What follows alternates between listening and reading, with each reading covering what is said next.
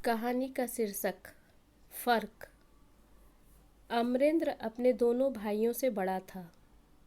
तीनों बेटों को उसके पिताजी एक साथ व्यापार में लगाए थे, लेकिन किस्मत और समय सबका अलग अलग होता है।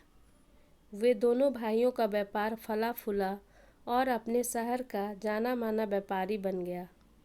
वहीं दूसरी ओर अमरेंद्र का व्यापार लगातार घाटे में जाते जाते अभी के समय में वो सिर्फ एक छोटा दुकानदार बनकर रह गया।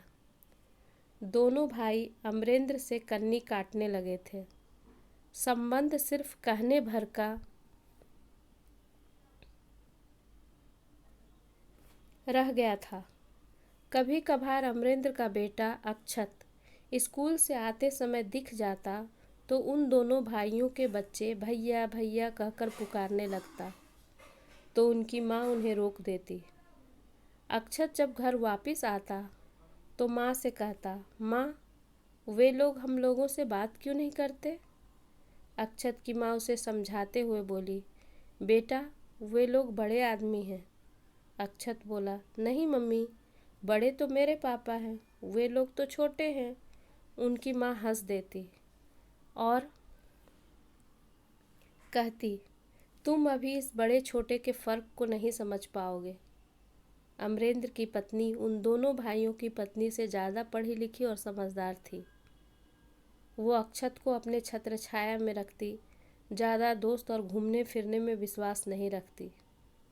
दूसरी ओर उन दोनों भाइयों की पत्नी दिखावे और घूमने फिरने में ज़्यादा रहती थी। धीरे धीरे दिन बीता।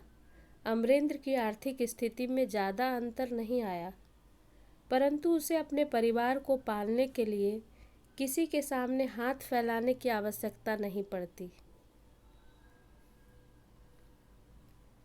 अक्षत 10वीं में चला गया था।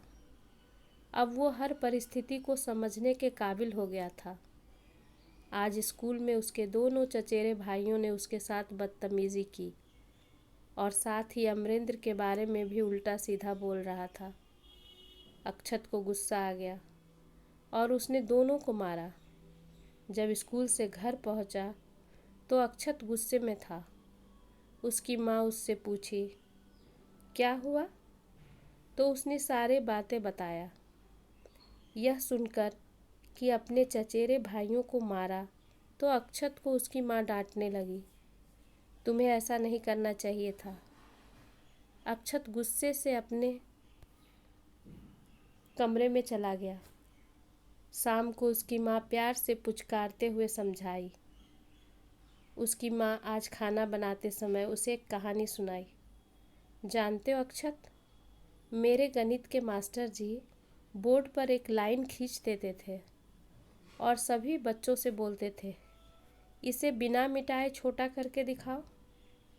सारे बच्चे कोशिश करते थे पर कोई नहीं कर पाते थे। तब मास्टर जी उस लाइन के ऊपर एक उससे बड़ी लाइन खींच देते थे और बोलते, लो हो गई ना लाइन छोटी, बिना इसको मिटाए। अक्षत बोला, माँ, इसका मतलब? उसकी माँ उसे समझाते हुए बोली, उन्हें बिना चोट पहुँचाए छोटा कर सकते हो, अपने आप को बड़ा करके। अपनी माँ की ये बात उसके मन में बस गया था और उस दिन के बाद से वो बहुत मेहनत करने लगा।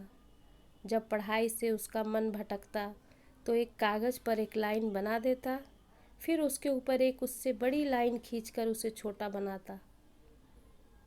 दिन महीना साल गुजरते गया।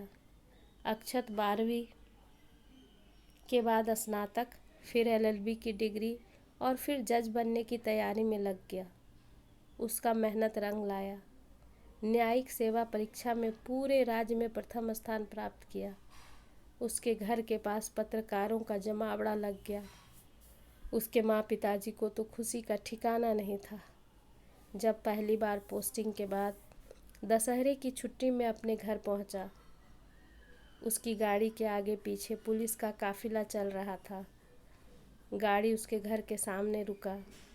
सारे मोहल्ले वाले अपने अपने छत से झांक कर देख रहे थे।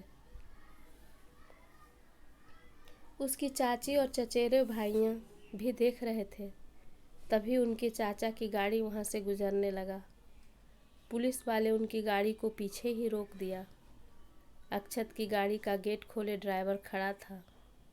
जैसे ही अक्षत उतरकर अपने घर के तरफ मुड़ा, अक्षत पर उसके चाचा की नज़र पड़ी।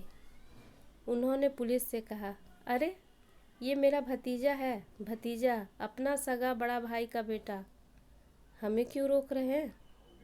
अक्षत ये सुनकर मुस्कुरा पड़ा और मुस्कुराते हुए सीढ़ियाँ चढ़ते चढ़ते ऊपर पहुँच गया। ऊपर पहुँचकर अपनी माँ के गले लग हंसे जा रहा था। उसकी माँ बोली, क्या हुआ? तुझे इतनी हंसी क्यों आ रही है? पगला गया क्या? उसने कहा, नहीं माँ, आज मैंने खींची हुई लाइन के ऊपर एक बड़ी लाइन खींच दिया। धन्यवाद दोस्तों।